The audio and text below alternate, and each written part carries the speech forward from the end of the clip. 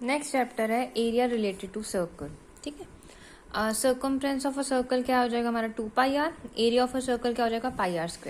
अब हम देखते हैं सेक्टर क्या होता है, सेगमेंट क्या होता है। सेक्टर होता है जो दो रेडियस से और एक आर्क से बना होता है, ओ ए पी बी। इसको हम कहते हैं माइनर सेक्टर। इस पूरे को हम क्या कहते हैं, O A P B is equal to minor sector, O A Q B is equal to major sector. ठीक है, अब सेगमेंट क्या होता है,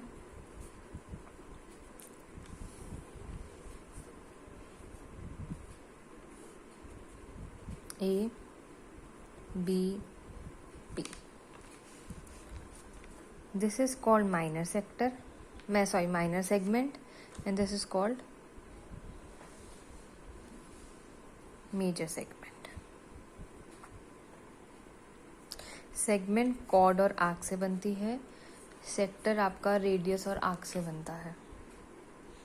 ठीक है, अब फॉर्मूलाज कौन सा है,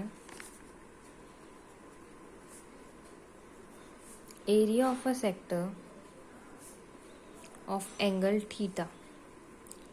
एंगल थीटा कौन सा हो जाएगा इसमें, ये वाला। ठीक है, क्या है आपका theta upon 360 multiply bye πr²। अब length of an arc of a sector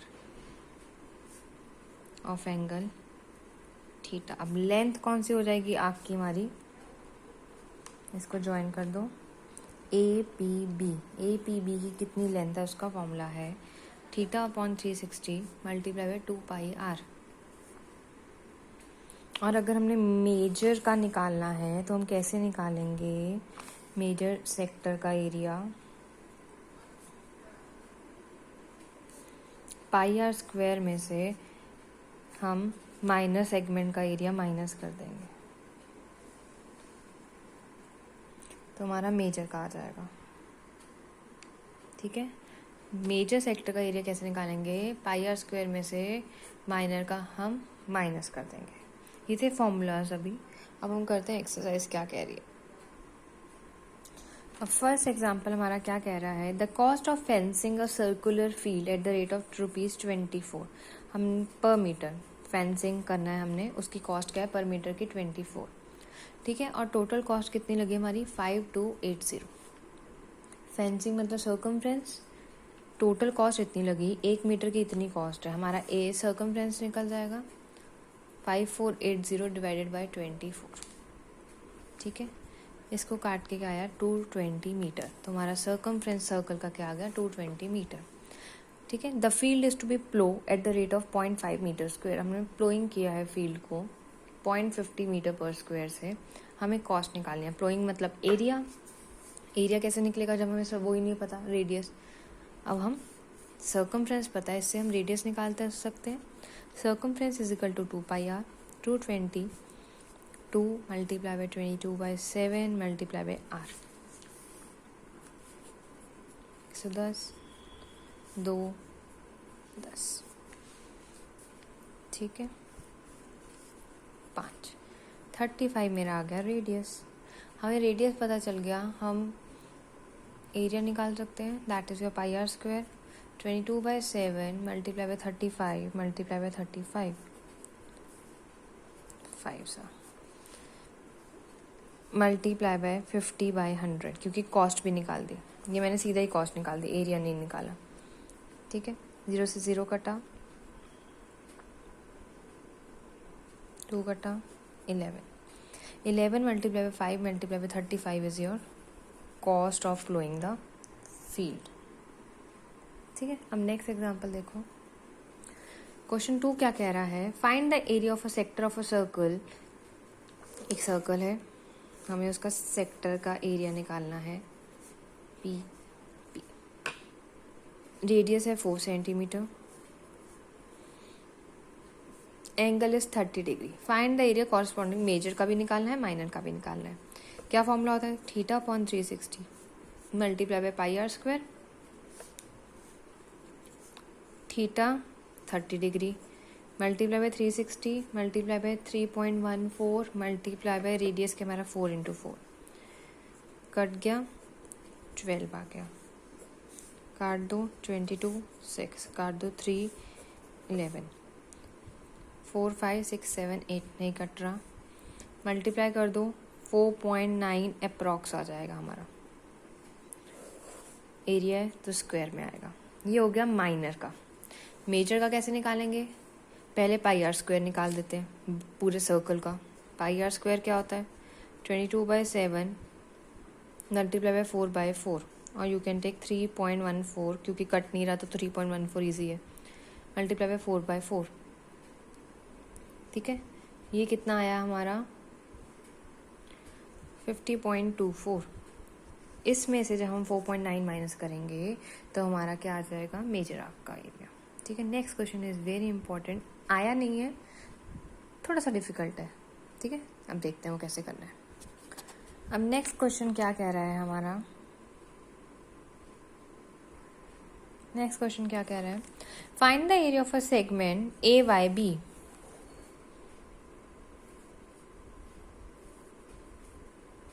ABONY, हमें ये निकालना है। ठीक है, if the radius of the circle is 21 and angle AOB is 120, हमें ये गिवन है। ठीक है, इसके लिए हमें पहले कंस्ट्रक्शन करनी पड़ेगी यहाँ से M, क्योंकि आगे पता चलेगा। पहले हम तो AOYB का एरिया निकाल देते हैं।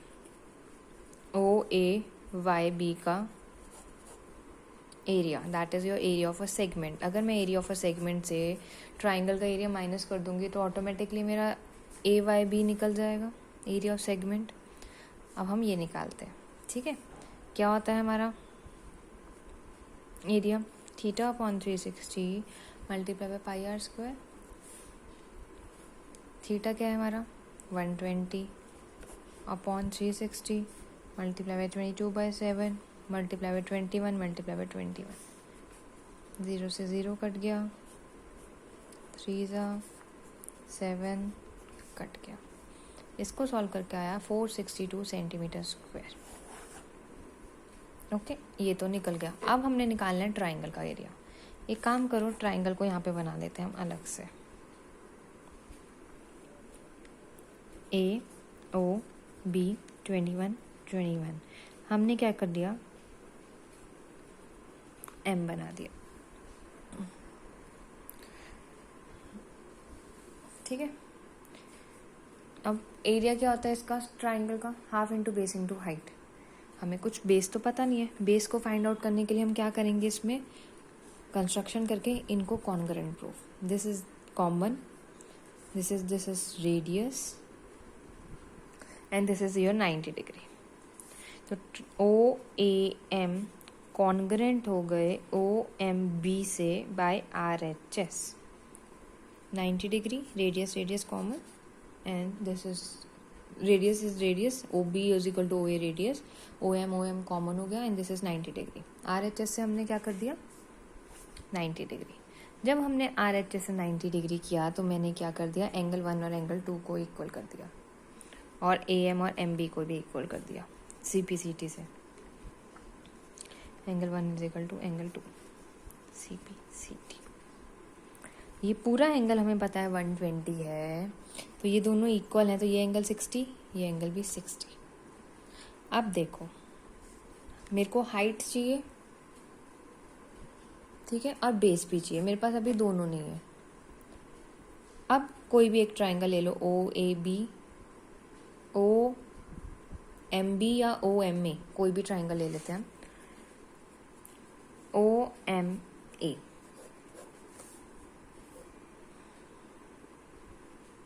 ठीक है,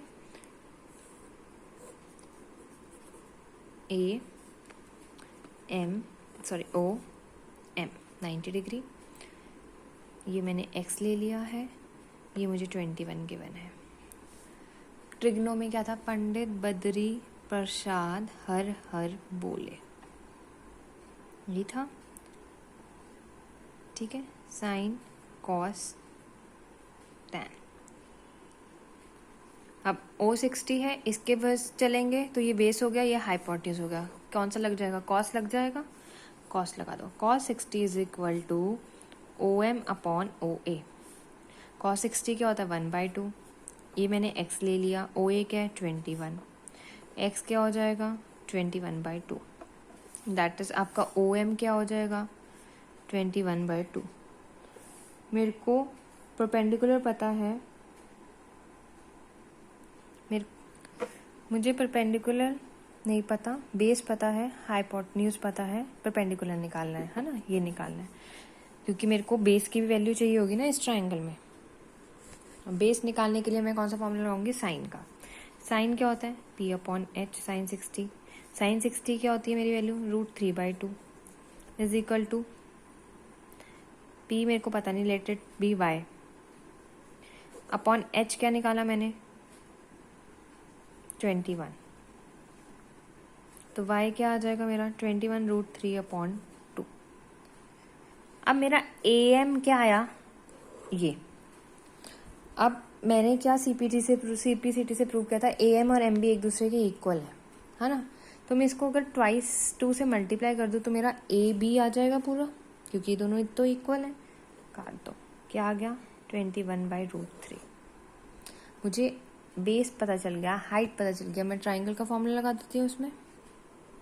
ठीक है, क्या होता है, half into base into height, half into 21/√3 into 21/2। कुछ नहीं कट रहा, 441/4√3। मुझे ट्राइंगल का एरिया पता चल गया, मुझे सेक्टर का एरिया पता था, दोनों को माइनस कर दो सेगमेंट का एरिया निकालने के लिए। 462 माइनस 441/4√3। ठीक है, एलसीएम ले लो, 462 मल्टीप्लाई बाय 4 माइनस 441√3/4।